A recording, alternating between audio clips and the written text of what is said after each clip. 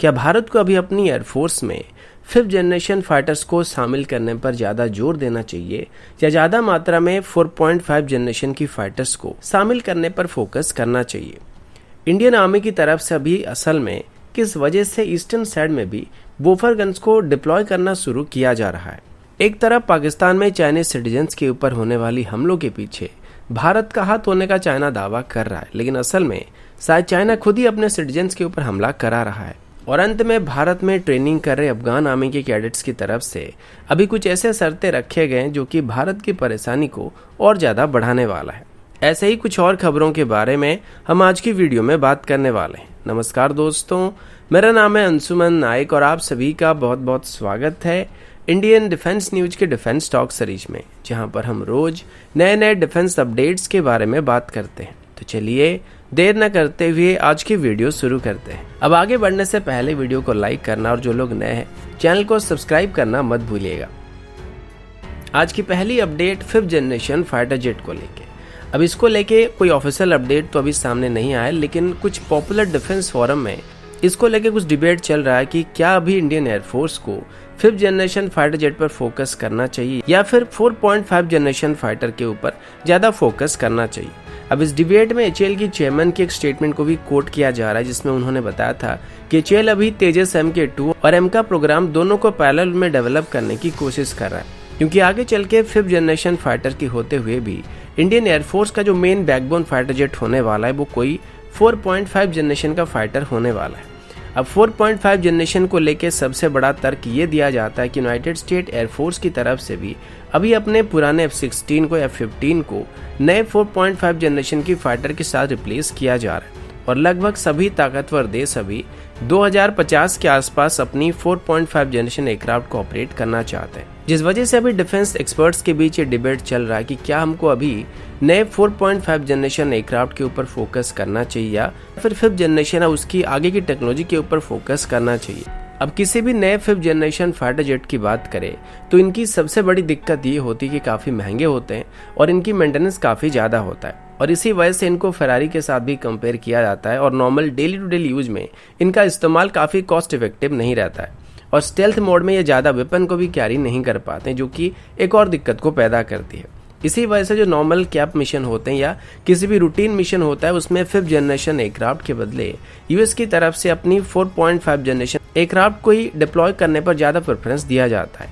लेकिन किसी भी हॉस्टल एयर स्पेस में जाके दुश्मन की एयर स्पेस में एयर सुपेरियरिटी को मेंटेन करना या किसी भी डीप स्ट्राइक मिशन को करने में 4.5 जनरेशन एयरक्राफ्ट के बदले 5th जनरेशन एयरक्राफ्ट ज्यादा सेफ माने जाते हैं, क्योंकि ये रडार में आसानी से नजर नहीं आएंगे तो दुश्मन इनको इजीली काउंटर नहीं कर पाएगा। तो ऐसे ही कुछ कारणों की वजह से अभी कुछ डिफेंस जानकारों को ऐसा लग रहा है कि 4.5 जनरेशन फाइटर को अगर रेगुलर बेसिस पर नए एवियोनिक्स के साथ अपग्रेड किया जाता है तो ये किसी भी मॉडर्न 5th जनरेशन फाइटर का सामना कर सकते हैं, जो कि फिलहाल के लिए एक बहुत ही बकवास बात है, क्योंकि हम चाहे कितने भी मॉडर्न एवियोनिक्स सिस्टम के साथ एक 4.5 जनरेशन एयरक्राफ्ट को इक्विप कर दे, लेकिन किसी भी 5th जनरेशन एयरक्राफ्ट को डिटेक्ट करने से काफ़ी पहले ही जो 5th जनरेशन एयरक्राफ्ट होगा वो इसको काफ़ी दूरी से डिटेक्ट कर लेगा और जब तक ये उसको डिटेक्ट कर पाएगा उससे काफ़ी पहले जो 5th जनरेशन एयरक्राफ्ट होगा वो इसके ऊपर मिसाइल को फायर करके वापस चला गया होगा। लेकिन फिर भी हमको अभी 4.5 जनरेशन एयरक्राफ्ट की ज़रूरत है, पर जिस तरीके से लोग 4.5 जनरेशन एयरक्राफ्ट को डिफेंड कर रहे हैं और एक तरीके से 5th जनरेशन एयरक्राफ्ट को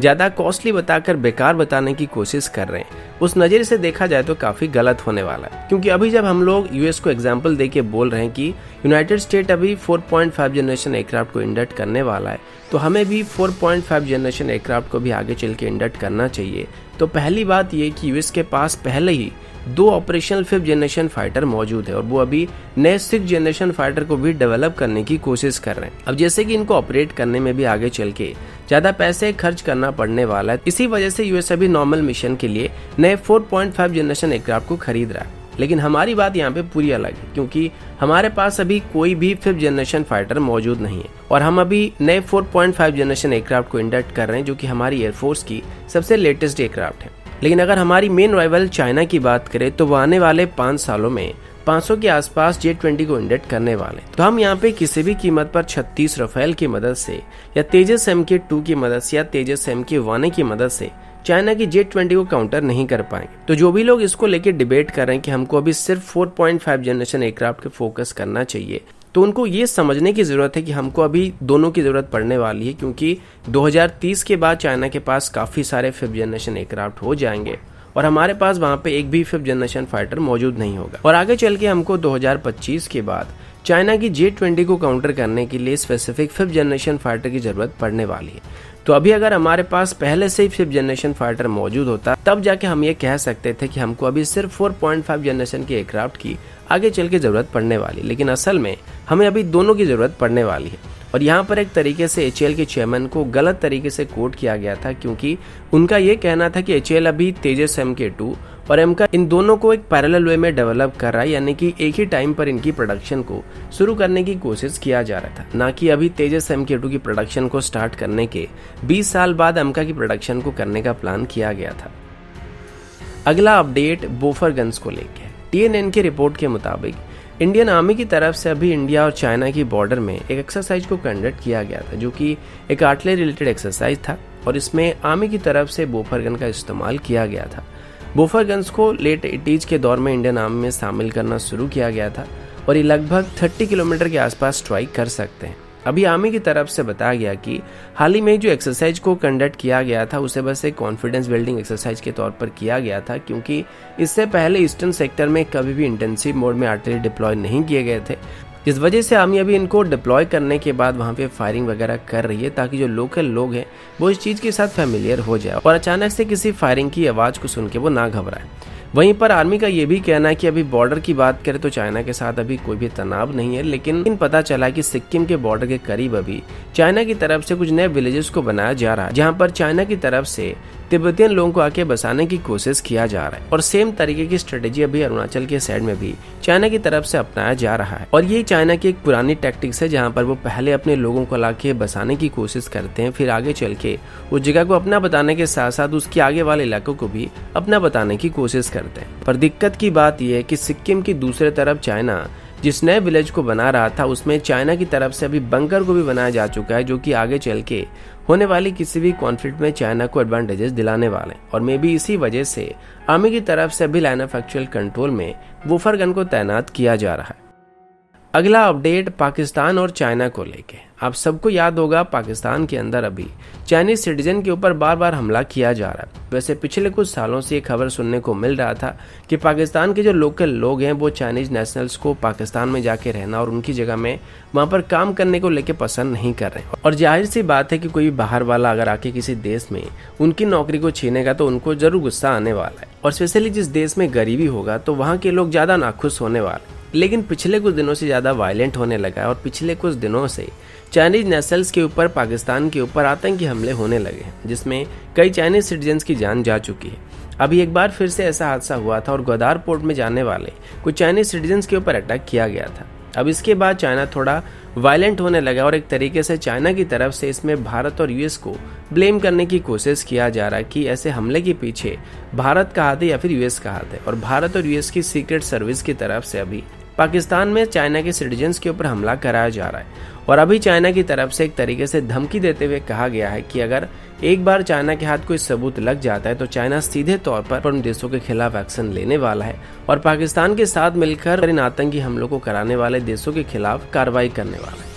इससे पहले चाइना अपने सिटीजन्स को भी पाकिस्तान में वेपन्स के साथ डिप्लॉय करने की बात कर रहा था और अभी वो पाकिस्तान में शायद अपनी सेना को भी डिप्लॉय करने की बात कर रहे हैं और अपने सिटीजन्स और BRI इनिशिएटिव की प्रोटेक्ट करने की बहाना बनाकर पाकिस्तान में अपनी डिप्लॉयमेंट करने वाला है। अब जहां तक इन हमलों से किसी को फायदा होने वाला है तो वो चाइना होने वाला है, क्योंकि ऐसा करने से चाइना को भारत को दो तरफ से घेरने में आसानी होने वाली है और वो पाकिस्तान के अंदर भी डिप्लॉयमेंट करने वाला है और इस बात को लेकर चाइना के ऊपर कोई सवाल भी नहीं कर सकता है। और ऊपर से चाइना भारत के ऊपर अभी आतंकवाद का आरोप भी लगा रहा है। लेकिन असल बात तो ये है कि मे भी चाइना खुद अपने सिटीजन्स के ऊपर ऐसा हमला करा रहा है ताकि आगे चल के ये सभी का बहाना बनाकर वो अपनी ट्रूप्स को पाकिस्तान के अंदर तैनात करने वाला है और इससे भारत और पाकिस्तान से ज्यादा सबसे ज्यादा फायदा चाइना को होने वाला है। अगला अपडेट टर्की और पाकिस्तान को लेके। टर्की एरोस्पेस की तरफ से बताया गया कि वो अभी पाकिस्तान के साथ मिलकर एक आर्म ड्रोन को लेकर एमओयू को साइन कर चुके हैं। इसके अंदर पाकिस्तान और टर्की अभी टर्किश मेड अंका ड्रोन की कंपोनेंट्स को मैन्युफैक्चर करने वाले हैं। ये एक medium altitude long endurance drone है जो कि लगभग 24 घंटे तक उड़ान भर सकता है और सर्विलेंस के साथ साथ एयर टू सरफेस अटैक भी कर सकता है। ये करीब 200 केजी के आसपास पेलोड को कैरी कर सकता है। अब मजे की बात तो ये कि ये जो ड्रोन है इसको पाकिस्तान काफी पहले से ही खरीदने की कोशिश कर रहा था और 2018 में पाकिस्तानी नेवी की तरफ से इन ड्रोन्स को खरीदने के लिए टर्की के साथ बातचीत करना शुरू किया गया था